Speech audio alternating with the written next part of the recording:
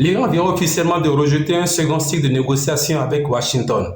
Ces pourparlers devraient se tenir cette semaine au Pakistan. Téhéran a claqué la porte et la question que tout le monde se pose désormais est simple.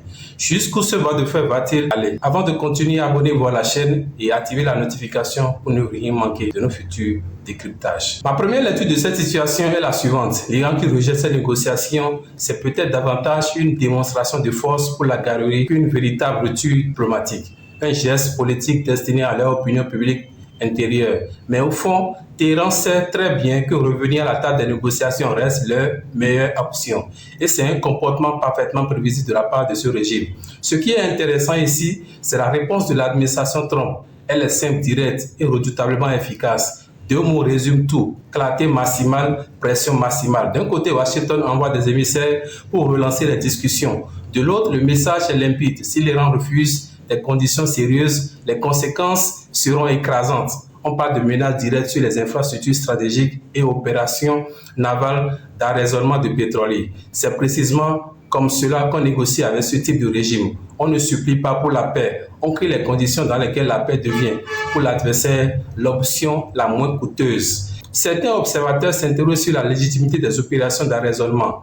Est-ce une escalade trop agressive de la part des États-Unis? La réponse est non. Et il faut remettre les faits dans leur contexte. L'acte agressif ici, c'est l'Iran. Ce sont les Iraniens qui ont miné des voies maritimes internationales. Ce sont eux qui ont envoyé des drones contre des pétroliers commerciaux. Ce sont eux qui ont utilisé le commerce maritime comme une arme de guerre économique. L'objectif est clair, étrangler l'approvisionnement énergétique mondial pour exercer un levier de pression sur la communauté internationale tout entière. Face à cela, les États-Unis ne font pas autre chose que de rétablir l'ordre. Ces opérations d'arraisonnement sont menées avec discipline dans le triste cadre du droit international, guidées par le renseignement et exécutées avec précision chirurgicale. Ce n'est pas de l'improvisation, c'est une politique assumée, appliquée avec méthode. Et le fond du problème est encore plus grave. L'Iran a littéralement tenté de transformer le détroit d'Ormuz en péage du terrorisme. Un cinquième du pétrole mondial transite par ce corridor. Quand Téhéran le menace, ce n'est pas une confrontation bilatérale entre l'Iran et les États-Unis. C'est l'économie mondiale entière qui est prise en otage. Aucun régime ne peut imposer une rançon au monde pour garantir sa propre survie économique. La liberté de navigation n'est pas quelque chose que l'Amérique va louer à l'Iran. C'est un principe qu'elle va imposer, point final. Au-delà du Golfe Persique, la stratégie américaine pourrait aller beaucoup plus loin. Plusieurs responsables évoquent une phase 2 qui viserait à l'échelle mondiale les navires transportant du pétrole iranien ou du matériel militaire. C'est précisément là que se retrouve le cœur du problème. La véritable force de frappe du régime iranien, ce n'est pas son armée, c'est son réseau financier clandestin. L'Iran opère ce qu'on appelle une flotte fantôme, un ensemble de navires qui naviguent sous de fausses identités pour contrôler les sanctions internationales. C'est par ce mécanisme qu'il finance les gardiens de la révolution islamique. C'est par ce mécanisme qu'il alimente le Hezbollah. C'est par ce mécanisme qu'il entretiennent toute une machine à produire du chaos régional, des milices irakiennes ou aussi au Yémen.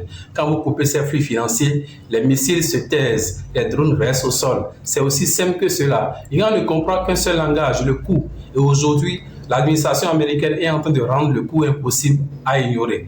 La grande question que tout le monde se pose dans les prochains jours, sommes-nous davantage sur une trajectoire de reprise des négociations ou au contraire sur le chemin d'une escalade militaire? On parle même de frappes potentielles sur des infrastructures critiques. J'espère sincèrement que tout cela se terminera à la table des négociations. C'est le scénario que tout le monde devait souhaiter. Mais après des décennies à analyser ce régime, je sais une chose, l'Iran ne bouge que sous la pression. Et il est fondamental de comprendre que les États-Unis agissent ici depuis une position de force, pas de panique. On a déjà vu des navires faire demi-tour simplement à l'approche des forces navales américaines sans qu'un seul coup de feu ne soit tiré. Pourquoi? Parce que la domination navale américaine modifie les comportements avant même que le conflit ne commence. Mais les opérations d'arraisonnement représentent une étape supérieure parce que la crédibilité est le nerf de la guerre. Si vous annoncez un blocus sans jamais l'appliquer, c'est une simple suggestion. Si vous l'appliquez réellement, ça devient une politique et le monde entier observe. L'Iran observe. Il faut aussi saluer le professionnalisme de ceux qui exécutent ces missions sur le terrain. La marine américaine et le commandement central ne travaillent pas à l'aveugle. Ce sont des opérations guidées par le renseignement en temps réel, appuyées par des drones de surveillance menées par des destroyers de haute technologie. L'objectif est précis, isoler les navires connectés aux sources de revenus du régime. C'est à ça que ressemble la domination maritime au XXIe siècle. Une question s'impose désormais, et elle est incontournable. L'île de Kag, ce terminal pétrolier stratégique, poumon économique du régime iranien, sera-t-il nécessaire d'en prendre le contrôle? C'est une possibilité réelle qu'il ne faut pas écarter. Personnellement, j'espère qu'on n'en arrivera pas là, parce que cela impliquerait un déploiement de troupes au sol et personne ne souhaite cette escalade. Mais si l'Iran continue de refuser tout accord sérieux, si les flux financiers du régime ne peuvent pas être occupés autrement, alors CAC devient un objectif stratégique incontournable. Tout tourne autour de l'argent. Coupez les revenus pétroliers et vous coupez le carburant du chaos. Et au-delà de l'Iran, c'est aussi un message adressé à Pékin, à Moscou et à tous ceux qui observent attentivement. L'Amérique est de retour. Elle fait respecter ses sanctions. Elle protège les routes commerciales mondiales. Et elle refuse catégoriquement de laisser des régimes incontrôlés prendre le monde en otage, que ce soit avec le pétrole ou avec les missiles. La situation est donc la suivante. L'Iran a refusé de négocier. Washington a posé ses conditions avec une clarté absolue. La pression économique et navale monte. Et quelque part, entre la salle des négociations et le détroit d'Ormuz, l'avenir de cette crise est en train de se décider. Ce que nous voyons aujourd'hui n'est pas une simple querelle diplomatique, c'est un test de volonté, un test de crédibilité. Et pour la première fois depuis des décennies, une administration américaine semble déterminée à aller jusqu'au bout. La prochaine semaine sera décisive. Continuez à suivre cette situation. Abonnez-vous à la chaîne et activez la notification pour ne manquer rien de nos petits décryptages.